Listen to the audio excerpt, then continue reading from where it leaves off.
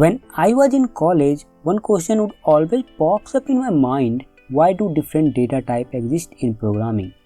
Hello and welcome back everyone.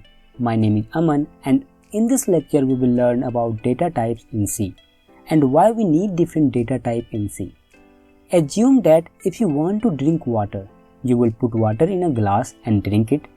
If on the other hand you want to eat something, you use a bowl rather than a glass. It's not like you put your food in a glass and then eat. So, you will take those things based on the requirements. In computer memory also, according to our requirement, we reserve some space. Suppose this is a computer memory while I am writing a program. Suppose we need some space. So, according to that, I will reserve some space in a computer memory. According to our requirement, according to my need. We can visualize our memory inside the computer. It is like a 3D box, which is made of small boxes, and each box is of fixed size, that is 1 byte.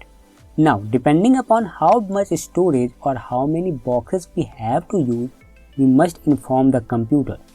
Assume you want to store a character, which takes 1 byte of computer memory to store the data. We use a single box for characters like A, B, C, $@. In C, we use the char keyword and the compiler understands that this variable requires only 1 byte of memory to store the data.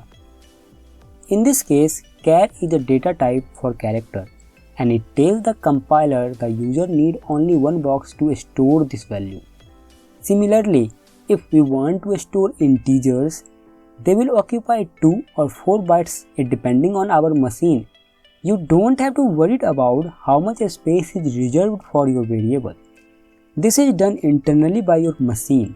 All you have to do is to focus on the correct data type.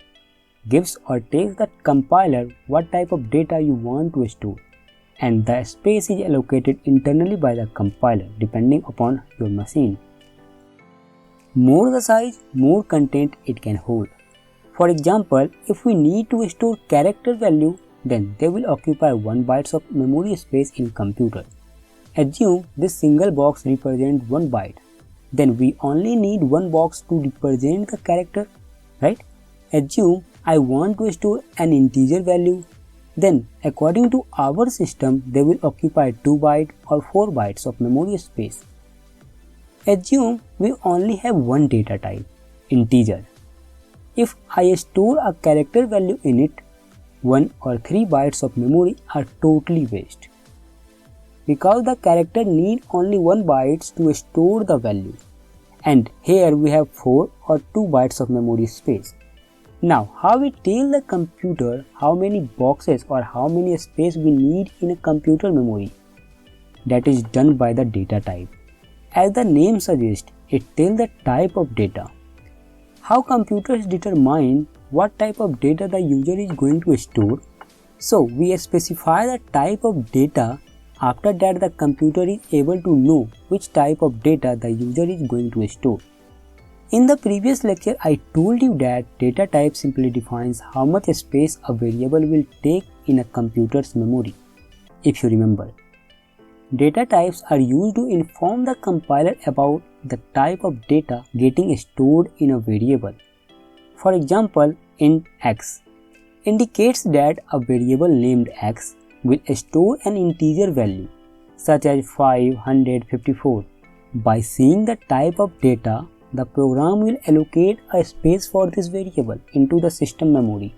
So, data types simply tell the compiler how much memory to be allocated to a variable and defining its range.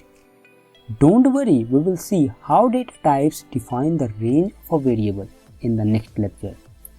In C programming, there are 3 different types of data types: primitive, derived, and user-defined data type. The primitive data type is also known as built-in data type or the fundamental data type. As the name suggests, this data type is predefined or already defined, and the user can use it directly to declare variables. Integer, character, and float are primitive data types.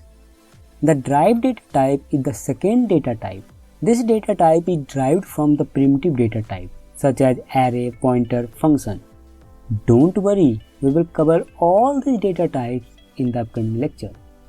The third data type is user defined. The user creates the data type such as structure, enum, type depth are examples of user defined data types. It should be noted that each data type performs a unique set of operations. For example, int data type can perform arithmetic operation faster, but it can't be able to store floating value. If we talk about bitwise operation, then the float data type can't perform these operations. Again, I told you, you don't have to worry about all these data types. We will learn each and every data type in the upcoming lecture. Also, please like and share this video with your friends. Thanks for watching and I will see you in the next one. Bye bye.